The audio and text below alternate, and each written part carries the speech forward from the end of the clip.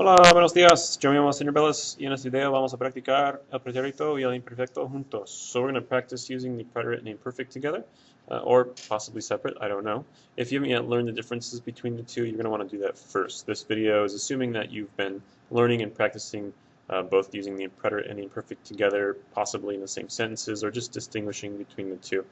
So if you want me to teach you how to do that, go ahead and search YouTube for Sr.B preterite versus imperfect, and I think I have about 4 lessons or so on the topic, and you just start with the first one and go from there.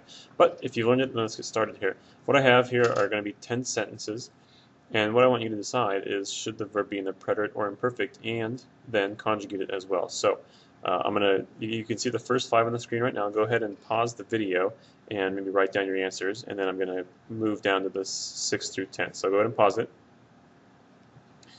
Okay, so I'm going to go down to 6 through 10 now. Okay, so go ahead and pause the video again and do those answers. Okay, so now let's go ahead and go back up here to number 1. Hopefully you finish. If you haven't, go back and finish before I start giving you all my answers. So I'm going to go ahead and type my answers on here and explain to you why I chose what I chose. So the first sentence, this word over here, mientras, should be a huge hint to you that I want you to use the imperfect, because while implies something ongoing. So this will be celebraban. So yesterday, while my friends were celebrating the birthday of Juana, I went to the movie theater. I think that I went sounds best. So yo fui al teatro rather than iba, which would be like saying I was going to the movie theater. I think just I went. Last year, my parents sold their house and moved to Fresno. So, vendieron su casa y mudaron a Fresno. So this is something they just did last year. They weren't doing it. It wasn't an ongoing process. They just did it. The beginning here, el año pasado, kind of encases it within a certain period of time, which helps you to choose the preterite. 3. So my brothers and I were young. When you're describing what somebody was like, whether it be young, old, bald, short, fat, intelligent, whatever it is, you're going to want to use the imperfect. So it's nosotros éramos jóvenes. We always got along well. This word always right here implies something habitual, so something that was done over and over again or continuous in the past, so we're going to go imperfect for that as well. Se llevábamos. Sorry, I kind of cut off some of that there. Okay, se llevábamos. I'm sorry, geez, typo. Nos llevábamos bien, like that. Okay, continuing on here.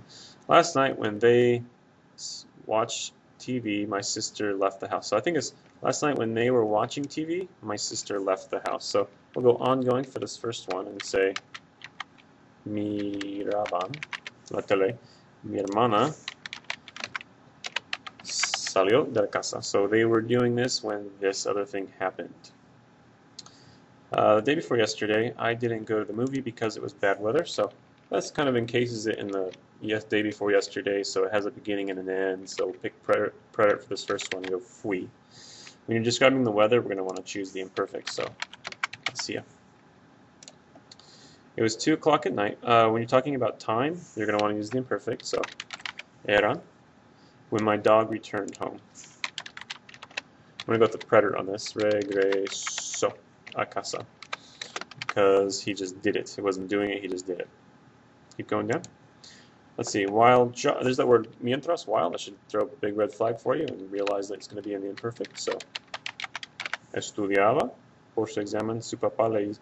So, while he was studying for his test, his dad made dinner for him, made him dinner. So this is just something he did. It wasn't an ongoing thing. So, hizo, preterite. Ocho. Last Friday, the cows ate grass all day. So this one just kind of encases the event in last Friday. It wasn't an ongoing thing, they just did it then, so I'm going to pick the preterite. Comieron. When I was 10 years old, so age, we're going to go with the imperfect. Tenía. Or when he was 10 years old, Napoleon put potatoes in his pocket. So this is probably going to be something that he did habitually, so I'm going to put it into the imperfect ponía. If it just kind of an FYI for you, for number 9, if it said like he put the potatoes in his pocket once or one time, then I'd pick the preterite, but it was probably ongoing, so that's why I picked the imperfect.